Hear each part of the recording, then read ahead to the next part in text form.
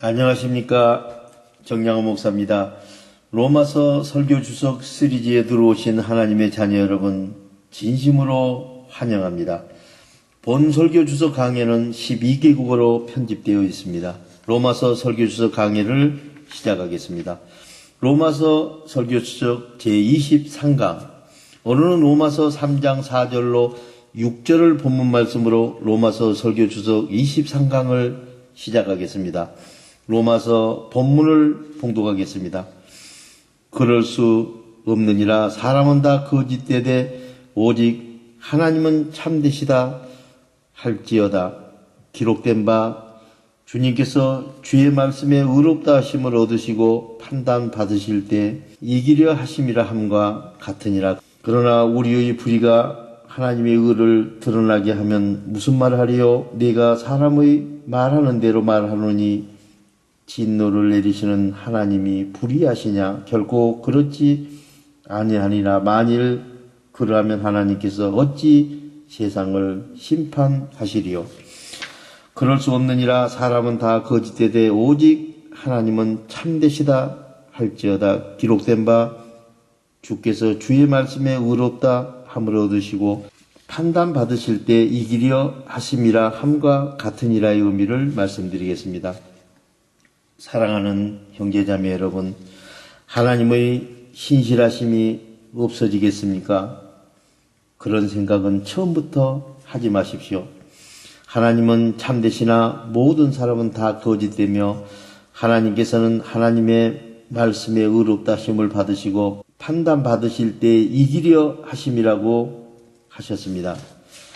온 세상의 의를 하나로 집결시킨다 해도 하나님의 진리의 의에는 대항할 수 없으며 모든 사람이 하나님의 의에 동의하지 않는다 할지라도 하나님의 의는 의문의 여지가 없이 영원히 존재하는 것입니다. 인간의 진리를 거짓으로 바꾸며 진리를 거부하는 신실하지 못한 사람이 많이 있습니다. 그러나 하나님께서는 자신의 약속들을 충실히 이행하실 준비가 항상 되어 있으십니다. 그래서 하나님께서는 자신이 약속하시고 명령하신 것은 과거에도 그래왔고 현재에도 미래에도 그대로 실현된다고 말씀하시는 것입니다. 하나님께서는 자신의 참되심에 방해가 될 법한 사람들이 온갖 거짓됨에도 불구하고 전에 없었던 새로운 길을 만드셔서라도 자신의 참되심을 드러내시고 선택의 원리대로 사람을 선택하셔서 그들의 본성에 뿌리까지 박힌 불신앙을 참신앙으로 고쳐주십니다. 하나님께 도저히 불복하지 않을 것처럼 보이던 사람들을 굴복시키셔서 하나님을 섬기게 하심으로써 자기가 참되시다는 사실을 증명해 보이시는 것입니다. 그러므로 사람들의 모든 죄는 하나님의 영광을 드러내는데 기여하는 수도 많이 있습니다. 하나님께서는 특히 자신의 참되심으로 말미암아 피조물로부터 영광을 받으시는 것입니다. 또한 사람들의 거짓됨도 하나님의 참되심을 방해하는 것이 아니라 도리어 하나님의 참되심을 확증하는 데 사용되는 것입니다. 그러므로 모든 사람들이 하나님을 신실하지 못하다는 결론을 이끌어낸다 하더라도 하나님은 참된 분이라는 사실은 결코 흔들릴 수 없으며 하나님께서 신실하지 못한 것이 아니라 사람이 거짓되고 신실하지 못한 것입니다. 다윗은 자신의 충성스러운 부하 우리아의 아내를 취하고 우리아를 죽게 만든 범죄를 저지른 후에 나단이 그에게 찾아와 그의 죄를 낱낱이 고발하자 자신의 죄를 깊이 뉘우치며 내가 우리아에게만 아니라 주께 곧 주께만 대항하여 범죄하였고 주의 눈앞에 악한 일을 행하였사오니 주께서 말씀하실 때 의롭다함을 얻으시고 판단하실 때 흠이 없다 함을 받으소서. 다윗은 여기서 하나님께서 자신의 죄악을 지적하시는 말씀이 옳고 자신의 행실에 대한 하나님의 판단이 틀림없다는 사실을 하나님께 고백하고 있습니다. 즉 다윗은 여기에서 옳지 않고 신실하지 못한 것은 자신이 오직 하나님께서는 모든 일에 옳고 정의로우시며 신실하시다는 고백을 하고 있는 것입니다. 하나님을 섬기는 사람들이 범죄하는 것은 하나님께 범죄하는 것입니다. 다윗의 경우처럼 사람에게 범죄한 것이지만 그것은 바로 하나님께 죄를 범한 것입니다. 모든 죄는 긍정적으로 하나님께 범한 것이 되기 때문입니다. 그러므로 하나님이 죄에 대하여 사람을 심판하실 때 하나님은 언제나 공정하십니다. 죄의 성격은 하나님을 대적하지만 하나님의 심판은 언제나 정당함을 입증하는 것입니다. 그러나 우리 불의가 하나님의 의를 드러나게 하면 무슨 말을 하여 내가 사람의 말하는 대로 말하노니 진노를 내리시는 하나님이 불의하시냐의 의미를 말씀드리겠습니다. 사랑하는 형제 자매 여러분, 우리의 불의함이 오히려 하나님의 의로우심을 드러낸다는 것은 잘못된 것입니다. 그럼 진노를 드러내시는 하나님이 불의하신 것입니까? 성경주의자들은 하나님이 행위대로 보응하시고 불의한 자에 대해서는 진노로 갚으시는데 사도는 예수 그리스도를 믿는다는 이유로 그들을 용서하신다는 것은 하나님을 불의한 분으로 만드는 것이라고 공격하고 있습니다. 그들은 하나님께서 불의한 자를 의롭다고 하는 사도의 가르치면 있을 수 없는 모순된 것이라고 주장합니다. 그들은 그들의 성경의 법 체계 내에서 오로지 하나님의 공의만 있을 따름이고 하나님의 공의와 하나님의 사랑이 함께 연결되어 존재할 수 없다고 판단하기 때문입니다. 그들은 하나님이 하시는 일을 오직 성경의 법정 논리대로만 판단하고 있으며 더욱더 자신들은 비그리스도인들과 달리 하나님의 공의로운 심판에서 벗어나 있다고 믿고 있기 때문에 불의한 자들에 대한 하나님의 심판만 굳게 붙들고 있는 것입니다. 그들은 자신들은 의롭고 비그리스도인들은 불의함으로 비그리스도인들이 심판을 받아 마땅하다고 답을 결정해 놓고 있습니다. 그래서 그리스도인들이나 비그리스도인들이나 모두 다 죄인이므로 하나님께서는 그리스도인들과 비그리스도인들의 구별 없이 그리스도인의 속죄를 근거로 하여 죄인들을 의롭다 하시는 사도의 주장을 받아들일 수 없고 용납할 수도 없는 것입니다. 또한 그들은 진리의 복음을 비방할 기회를 항상 노리고 있습니다. 하나님이 구하시는 것이 오직 사람들로 말미암아 영광을 받으시는 것이라면 사람들이 죄를 범함으로써 하나님이 많은 영광을 받으시는데 예, 하나님은 죄를 범한 자들을 벌하시는 것입니까? 하나님이 진노하실 일이 도리어 하나님의 영광이 드러나는 기회가 된다면 하나님이 진노하실 이유가 없음이 분명한 것 아닙니까? 실제로 이런 반론이 도처에서 일반적으로 행해졌던 것입니다. 이런 이유로 사도는 충분히 예상할 수 있는 그런 반론에 대하여 불경건한 자들이 하는 반론을 사도 자신이 그대로 옮겼다고 말하고 있습니다.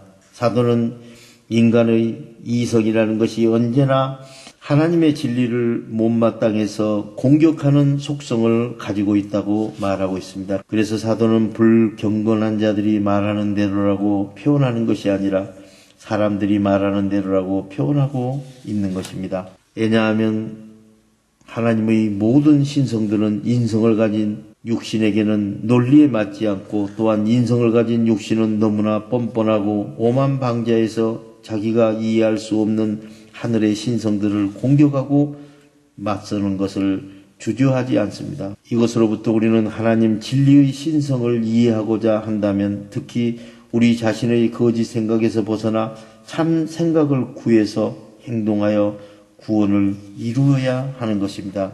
여기서 심판의 의미로 사용된 진노라는 단어는 벌을 가리키기 때문에 사도는 사람들이 저지르는 죄들을 벌하시는 하나님이 불의하시냐고 반문하고 있는 것입니다. 결코 그렇지 아니하니라. 만일 그리하면 하나님께서 어찌 세상을 심판하리오의 의미를 말씀드리겠습니다. 사랑하는 형제 자매 여러분, 하나님이 불의합니까? 결코 그럴 수 없습니다. 그렇다면 하나님께서 어떻게 세상을 심판하시겠습니까? 사도는 이러한 신성모독을 차단하고자 할 때 반론에 대하여 기독교 신앙 속에서 그런 말도 안 되는 터무니없는 주장이 용납될 수 없다고 선을 긋고 있는 것입니다. 이런 불경스러운 말은 들을 가치가 없으므로 극도의 혐오감으로 반응하였습니다. 그 반응은 비방을 조목조목 짚어가며 반박하면서 하나님께서는 장차 세상을 심판하실 분이시기 때문에 결코 불의하실 수 없다는 사실을 증거하였습니다. 그리고 세상을 심판하시는 것은 자신의 의로서 세상을 바로잡으시고 악으로 무너진 질서를 가장 선한 질서로 바꾸시는 것입니다. 그러므로 하나님은 단 한 가지도 불의하게 계획하시거나 불의한 일을 시행하실 수 없으십니다. 아브라함은 주께서 이같이 하사 의인을 악인과 함께 죽이심은 부당하오며 의인과 같이 심판하심도 부당하나이다. 세상을 심판하시는 이가 정의를 행하실 것이 아니니까라고 하고 있습니다. 아브라함은 하나님께 소돔을 완전히 멸망에 내주시지 말아달라고 간구할 때 이렇게 기도했습니다. 장차 세상을 심판하실 주께서 의인들을 악인과 더불어 멸하시는 것은 부당합니다. 그렇게 하시는 것은 주께서 일하시는 방식도 아니고 주께서 하실 일이 아닙니다라고 기도합니다. 욥기에서도 정의를 미워하시는 이시라면 어찌 그대를 다스리겠느냐, 의롭고 전능하신 이를 그대가 정죄하겠느냐고 하고 있습니다.